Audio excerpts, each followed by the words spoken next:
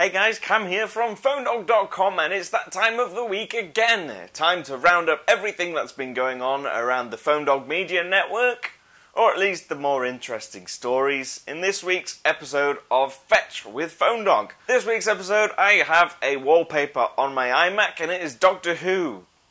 Sort of. I found it on a site called Springfield Punks. They turn everything yellow. All your favourite things, just imagine them yellow and cartoonish, and that is Springfield Punks. You guys commented last week saying that's what you wanted on my screen, and there was also somebody else who asked who my favourite Doctor Who was, and actually I don't have one. I don't watch Doctor Who. I never have done. I probably never will. It's far too childish for my liking. I love you, you love me.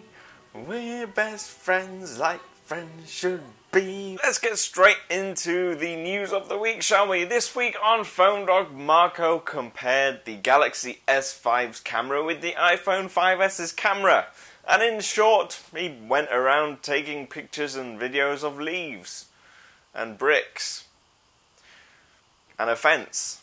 And then came to the conclusion that if you wanted the sharpness and the resolution that you get from 4K video and the extra megapixels in the sensor, then the Galaxy S5 is the way to go. But for more natural colours, the iPhone 5S is the way to go.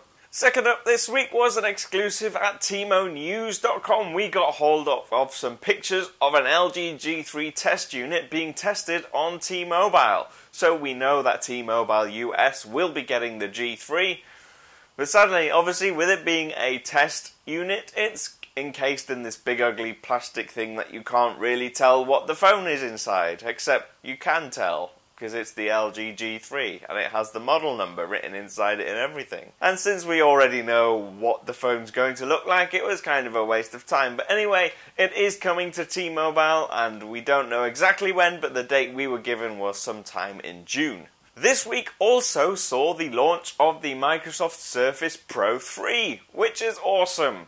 Now Microsoft wants you to replace your PC with a tablet, with this Pro tablet, which is cool. Spec-wise, you're looking at a 12.1-inch screen with a 3:2 ratio, which is rather an interesting choice, considering the last Surface Pro was a 16:9. It has a 2160 by 1440 resolution, giving it really quite a high pixel density, so it should be really sharp and crisp.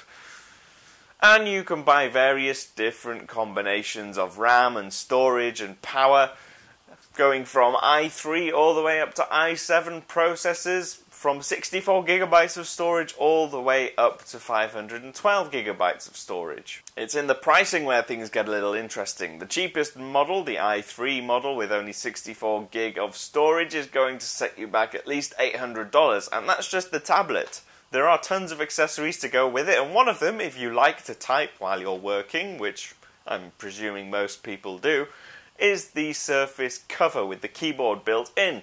That costs $129. If you want a spare pen to go with it, that's another $50. So you've already spent $1,000 before you've even blinked. And that's just for the cheap model. So they should perhaps change the tagline from the tablet that could replace your laptop to the tablet that could replace your laptop if you have $1,000 spare.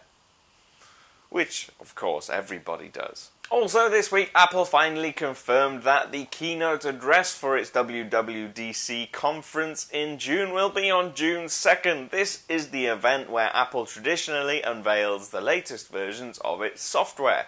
So we're going to see iOS 8, which we don't know too much about, except that it's maybe got some health book stuff in there, and also OS X, the next version of Mac's operating system. And that's going to be on June 2nd at 10 AM Pacific, that's 1 PM Eastern Time, and if you're in British summertime like myself, that's 6 PM in the evening. So get home from work, have your dinner, and watch the keynote, presuming that they let you watch it live this year. And last but not least, Motorola accidentally unveiled the pricing for the Moto 360 smartwatch, possibly the most exciting smartwatch that I've ever seen, that they sort of leaked a few months ago. Motorola had this competition going, and the terms and conditions of any sort of competition where they give you something away, they have to tell you how much that thing is worth in the legal bit.